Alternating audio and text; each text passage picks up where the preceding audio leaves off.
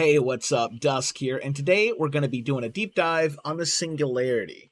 Now, in my previous deep dive videos, I had talked about lower tier killers. We did one on Freddy and the Trapper.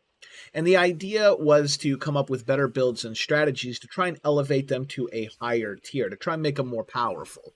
Singularity is actually already pretty powerful. The only problem is that Singularity is incredibly difficult to play with the current play styles that places Singularity at those higher tiers. Like, you got to be constant, like 5-head 1000 IQ, right? Because you have to, with the play style, you really have to maintain map pressure, keep track of all the survivors, plus maintain like an extensive camera network that is constantly going to get shut down by EMPs. And so I've got to build in a play style that is going to lower that skill floor and make Singularity still powerful and effective, but without so much crazy work. Now, the crazy 5-head strategy is still probably going to be a little bit more powerful, but this is going to make Singularity a lot more approachable and let you still get a lot of wins and still feel very powerful, and then you can perfect that play style, or if you want, then migrate into that crazy 5-head strategy. But trying to start off with the 5-head strategy is just, you really spend a lot of time spinning your tires, which is why almost nobody plays this killer. With that said, let's get started. First, we're going to start off with my, I guess, trademark graphs that I've been doing in all these videos. This graph is to help you visualize the killer's power levels and identify any power spikes so that you can help understand when and how to set up your win conditions.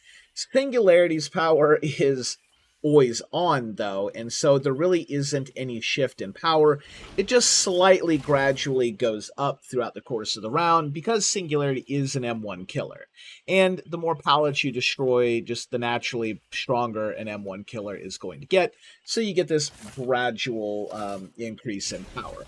Now, this might seem like, for the most part, pretty useless information, but there's actually some pretty information to get, even from this extremely simplistic graph. From this graph, we can see that there are no key moments of power where there's a power spike. Instead, you have a constant, just a constant state of power, which means your win condition is that of constant pressure and attrition. You have to get your foot in the door and get your momentum started as soon as possible, and then keep that momentum going. So keep that in mind, because we're going to need to be aware of that when we look at our perks and this play style that I'm going to show you. So first, let's talk about the build. First, Surge. This one is kind of a flex pick here. Really, any kind of slowdown will work. I like Surge the best because there will be a lot of situations where you actually slug a survivor and then switch targets to another nearby survivor, meaning you might get multiple downs while only getting one hook. And for that, Surge has pretty darn good value. Next is Rapid Brutality. Now, a lot of Singularity players have picked up on this because it is incredibly powerful with Singularity. This is not a flex perk or a flex pick. You definitely want to take this one. The reason this is so good is because you run up, you land your M1 strike on a survivor, you then get that 5% haste boost, but, you know, they run way far away and get a huge lead on you. But if they're slipstreamed, you can then teleport to them and catch up and still have the majority of your Rapid Brutality speed boost left to then help close that gap. So this is really, really good on Singularity. Next is Bamboozle. This one is a semi-flex pick. I really recommend it, but you could swap it out. Where it's really useful is if you have a scenario where survivors are, let's say, hiding behind the killer shack. You can shoot a camera behind the killer shack so that you can see back there. Then you can vault the window to bamboozle it, and you can set up a checkmate scenario where the survivor just doesn't have anywhere to go, and you can guarantee a teleport to them, and then guarantee a, probably an overclock pallet break on the shack pallet, rendering it almost completely useless. So Bamboozle is pretty strong. But, of course, there are ways to play around it if you don't want to take it. And then Corrupt Intervention, which is on the same level as Bamboozle. It's pretty good, but you could swap out some other perks. The goal of Corrupt Intervention is to just help you get your foot in the door and get your momentum started as soon as possible. Survivors are going to have to, run across the map and to you to get to generators. Uh, but some survivors will try to hide and just wait out the corrupt intervention. But this is where Singularity's power comes in. Singularity is actually really good at sweeping the map for hiding survivors. As you move around the map, you've got a lot of terrain that they might be hiding around, but you can shoot a camera behind the terrain and then sweep from that side as well. And the camera will highlight the survivors in this bright white aura, making them extremely easy to spot. So, Singularity basically has a pretty good counter to the hiding survivors, and the ones that just rush straight across the map, well, you'll run into those pretty easy. So it's a great perk to help get that momentum going, and as we looked at that graph, remember that that is incredibly important for a killer like this to get that momentum started as soon as possible. Next, let's talk about add-ons. Most Singularity mains are going to tell you that nutritional slurry is absolutely mandatory, but that's only true if you're trying to play that crazy 5-head strategy that requires you to deploy this security camera network that then you will work on maintaining. If you're not doing that and you're using the playstyle I'm about to show you, you're much better off with Kid's Ball Glove, as it increases the overclock mode duration by 15%. That's not much, but think about how many times you were just short on landing a lunge right before a survivor could drop a pallet or get to a window. That probably happens to you almost every single match. So 15% may not seem like much, but it can be the difference between just barely missing or barely landing a hit. This is a pretty good add-on in my opinion. Next is Hyper Awareness Spray. This makes it so that a slipstream or infected survivor will hear your tear radius while you're right next to them. Now, I'm not going to go over the killer's power because I'm going to assume that you already understand the killer's power, and it's kind of a complicated power that's going to take a while to explain, so that might be better to just look up a tutorial that explains how the power works.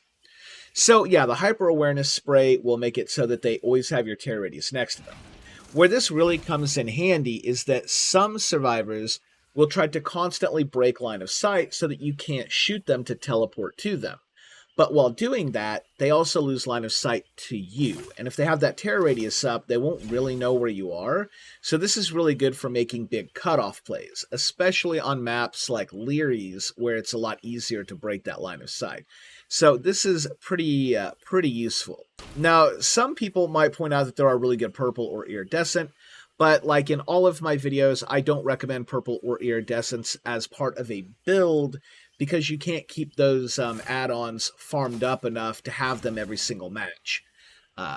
Green, you can kind of keep farmed up for the most part. But what I really like about the green add-on is that when you do run out of it, then you flex into your purple add-ons and your iridescent add-ons as replacement add-ons until you can farm up more hyper awareness spray. And so that way you're always going to have those good add-ons, and then they're all going to pair up well with the Kid's Ball Glove, which you'll always be able to farm up enough of these. So the purple add-ons that I would recommend flexing in are the Soma Family Photo, which gives you a haste bonus, which makes you run faster after slipstreaming.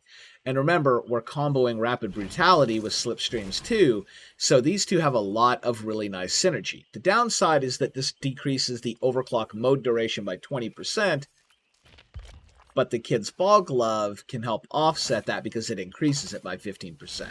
So there's some nice synergy there. Foreign plant fibers is also really good as it removes that crazy hindered status that you get if you break a pallet with your overclock mode. Like if you get it's not a pallet stun, but if they break the pallet on you and you use that mini Spirit's Fury passive. So this is incredibly powerful. These all do aura reading, not real great in the distortion meta, and Singularity doesn't pair well with aura reading perks in my opinion, so I'd skip these. But Denied Requisition Form is also pretty decent. All the survivors start slipstreamed, and there are no EMPs available at the start of the match, so that can also be pretty nice. But I think Foreign Plant Fibers and Soma Photos are honestly the two best that you can substitute or rotate for Hyper Awareness Spray. And now it's time to talk about this new playstyle or strategy, whatever you want to call it. To do that, though, we're going to need to look at some gameplay, so let's jump into that.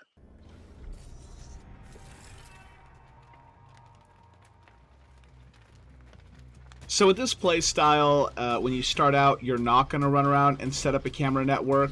You can just put up like maybe one camera in an out-of-the-way spot so you can keep an eye on it. But other than that, you're just going to go straight into looking for survivors. So over here, they might be hiding around, you know, behind some of these generators. So we're going to use the camera to sweep to save us time. Didn't see anybody over there, so we're going to run over here, try and find a surface. There we go. And then here we go, we found it. So now we can get the slipstream started, and we're going to go ahead and engage them. And we've got the killer shack, so this will be a good place to showcase what you can do. I definitely make a misplay here. We'll point out the misplay, but even with that, we do pretty good. So we get the hit on Yoichi. They use the EMP, so we just replace it. So the EMP is basically kind of wasted at this point. You know, we see them try to get away, so we use the slipstream over here. And this is the play style. You wait till you're chasing survivors, and then you deploy the cameras during the chase into places that can help you get that slipstream. There we avoided the blind and got the slipstream in one single stroke, and then we were able to pressure them into jumping out the window into us. Now, the thing that I misplay here is I don't get a camera behind the killer shack. I should have had one back here, and if I did, I could have got a slipstream on the Yoichi if he had played it better and pressured him a little bit more. So that was kind of the misplay there. We still got 2 downs though, and it worked out really well. I think they try to get a pallet stun, but then we turn around and get the quick M1, which removes collision, and then we were able to walk through the Claudette and then avoid the pallet stun there. So that was kind of a nice little play. I think the Claudette, yeah, if we had a camera back here, again, we could have got slipstream up on Claudette there. It would have just been handy to have. It still worked out in our favor, though. We basically get a triple down here with one on the hook. And this is where Surge has the value. If there was a generator being worked on, that would have been like a triple proc of Surge. It would have absolutely just destroyed a generator in the area. Now we go for the double hook here because, of course, this is just an insanely powerful start. But I don't bother hooking the Claudette. She would have been far away from the hook. And we want to try and just create as much pressure, which is just downing and chasing survivors. Go back to the camera inside. And as you can see, I didn't need to set up a net. I just set up a couple of cameras where I'm chasing. We use the slipstream there to auto break the pallet, and then we just turn around and pop in over here. You know, Yoichi there blocks us, but you know, just go ahead and hit him.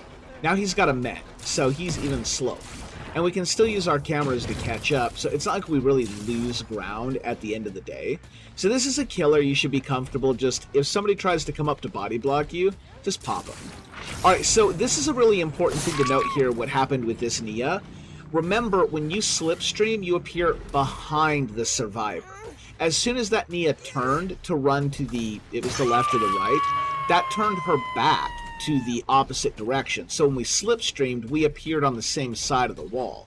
If she had ran directly away from the wall, we would have appeared behind her and probably still been on the same side of the wall that we were on, meaning that we wouldn't have gained any ground, we would have then had to vault, and wouldn't have caught up much. So if you can, get the survivor to turn sideways and then slipstream, and you'll appear on the same side of the wall as them. That can lead to some really interesting mind game potential with this power. And then here we're just doing the same thing. We're just keeping as much pressure up as possible. And of course, if you get the chance, make sure you always hook the same survivor. Basically, tunnel, you know, try to tunnel somebody out if you can. But don't give up map pressure and momentum to do the tunnel. It's just something you want to do if you can. Now, I know some people are like, tunnel, that's what low-skilled killers do.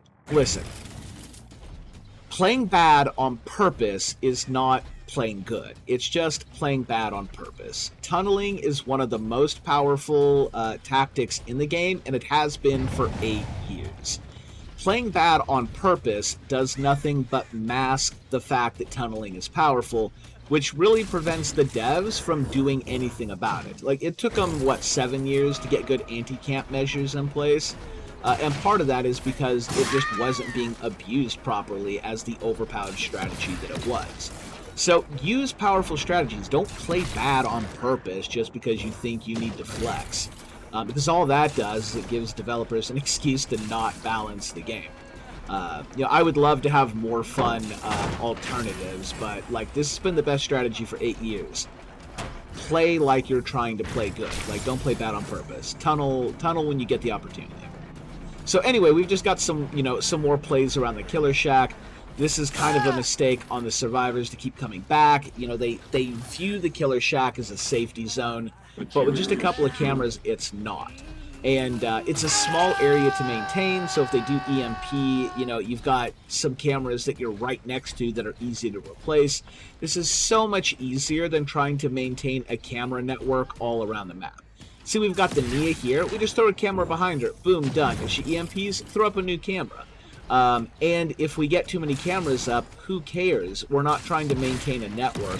We just need cameras up in the area. And you see there, she did EMP, and then we just replaced it, and then we regooped her, and then boom, we're back on it. So playing this way also makes the EMP nearly useless. So as a hot tip to the survivors out there, use your EMPs basically immediately and then try to break away. Don't stay on a loop or someplace where the Singularity can just reapply the slipstream infection that easily.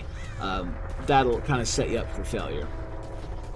So yeah, now we just kind of like have this momentum and this pressure, and we will get to a point where maybe at some point we do want to put up a couple of cameras that are to monitor generators, but that's only after there's several generators repaired and you've kind of got a handle on the game, or the survivors have gone full stealth and you're having trouble finding them. Then you can put up a few cameras to kind of monitor areas of the map so that you don't have to patrol constantly, especially if there's a big generator split. Like, they've done a really good job of making a really good split here, and so it would be hard to patrol back and forth to keep an eye on all the generators. And this also makes it where you don't need to do 3-gen strats, which, if you love doing 3-gen strats, by all means, I just find them incredibly boring. And I don't think they work all that well, honestly, because you're just giving up so much momentum, and you're trying to recoup it all, you know, in a 3-gen cluster. And that can just be incredibly hard to do, especially on a momentum killer like Singularity. And honestly, like, look at this game. This is so much more satisfying and fun, and in my opinion, just as effective. I know that seems counterintuitive to the little speech I just gave about tunneling, but you know, at the end of the day, it is kind of like, do what's fun for you. So again, if 3-genning is fun, yeah, knock yourself out. What I'm trying to say here is don't feel obligated to do 3-gen. There are other options. So do whatever you think is more fun in this particular case. And again, here you see the camera work. We're able to just outplay this entire loop by just putting a bunch of cameras up, which is something you can only do if you're not worrying about maintaining a giant camera network. You can gloop like 4 cameras in one spot if you want. Now here, the Shuichi has me on a pretty tough loop, and I probably could have played it better, but honestly I feel like I did not play this very well, so I kind of got stuck on this loop a little bit. So really good job to the Yuichi, and really bad job to me. But again, this is a little bit of me being rusty. I've been out of the game for years, and I'm playing a lot of catch-up. So yeah, you know, little things like this happen, but hey, it's fine because we've made so many big plays. It doesn't really matter. Our momentum is so massive that at this point, like, it just doesn't matter. Another really good play on the... He just really outplays the crap out of me here. If it wasn't for me coming up with this brutal play style, I probably would have been decimated this game, because these are honestly some pretty good survivors. I just managed to really create a hugely advantageous situation around that killer ship, right? And that just gave me the momentum I needed for this. And so here we are at the killer shack, and boom, we start setting all this stuff up again. Boom, teleport to him. There you go. Again, I should really have a camera out back. That would have made this a lot better. I thought maybe he might loop it, but he made a breakaway. Oh, darn. But again, we're Singularity, so I'll just teleport to him. No big deal. It's really hard to do a good W breakaway against Singularity. I went for the M1 at this pallet because I was really hoping he was going to drop it and I would get the Singularity Spirits Fury thing, but the Yuichi seemed to have a pretty good understanding of our kit, and so he just avoided that, faked me out. Really, really good play coming out of this Yuichi, but again, we've got the momentum and the power that we could go ahead and burn a little time in an extended chase. It's fine, and that's the end of Yuichi. And now there's only 2 survivors left. Now, I will tell you, as one of my personal preferences, I typically only go for 3 kills, because I personally just hate like trying to slug one survivor and then hunt down the other one so that I can prevent the hatch. It's just really boring and tedious. So and yeah, the Claudette was not ready for the Spirit's Fury passive. Now I do go for the 4 kill here because the 4th survivor gave themselves away, so might as well go for the 4K since I know where they are. But normally I just like whatever. I'll hook the 3rd survivor, and then we'll play coin flip with the hatch and try to play around the exit gate. To me, it's just not as tedious. So again, a lot of personal preference in these sorts of things. 3 kill. Yeah, broke the pallet again. Get out of here. Singularity is such a brute force at times. Really love it. So there you go. Yeah. Here's a playstyle that works really well. It really just revolves around when you get to an area, just shoot your cameras out and then play that area. If you're on someplace like Leary's Hospital, when you're running down a hallway and there's going to be a 90-degree turn, shoot your camera down the hallway at that 90-degree turn, so when the survivor goes around the corner, you can look around the corner with the camera and then still get them with the slipstream effect. So it takes a little bit of practice, but not nearly as much practice as the crazy 5-head build. You just deploy the cameras as you need them, and you just play around the terrain that way. And when you have multiple survivors on you or in an area and you get the opportunity, slug one and then chase the other. Because again, that acts as slowdown. You've got one slugged and one in the chase, so that's 2 survivors tied up. Somebody has to come heal the slugged target, so now that's 3 survivors not repairing a generator. And if you get any surge value from all the slugging, then you can probably undo any progress the 4th survivor is doing. So yeah, that's the general idea of the build right there. That's going to do it for this video. Thanks for watching, and I hope to see you in the next one.